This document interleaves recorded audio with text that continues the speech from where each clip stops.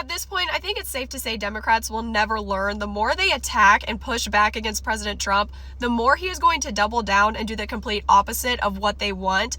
And unfortunately, I really don't see an end in sight to the mass chaos and meltdowns we've been seeing over illegal immigrants, especially after what President Trump announced today. Earlier this morning, the Trump administration announced they are ending the temporary protection status for thousands of Somalis living in the United States and that they have to leave the country by March 17th. About 2,500 Somalis are currently living in America under this temporary protection status, with an additional 1,500 also currently living in America pending approval for their application.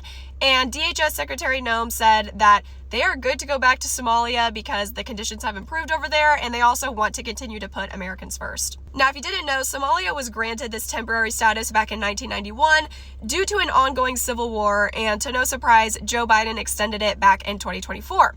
So yes, it is beyond time for this temporary status to be over, especially after it's been exposed how much fraud has been committed by the Somali community. This decision to end the temporary status comes only one day after Twin Cities and St. Paul decided to sue the Trump administration, which is absolutely unbelievable that this is the hill they are willing to die on. Once again, putting illegal immigrants before American citizens. And I feel like I say this every video, but it just will never make sense to me how these people have no problem going out and suing the Trump administration, protesting ICE, yet they are absolutely silent anytime an innocent American citizen is killed by an illegal alien. President Trump also put out a Truth Social post where he is absolutely correct and calls out the fact that people like Tim Walz, the mayor of Minneapolis, and Ilhan Omar want this kind of chaos to be happening, and that they're actually encouraging their followers to go out and be agitators as well.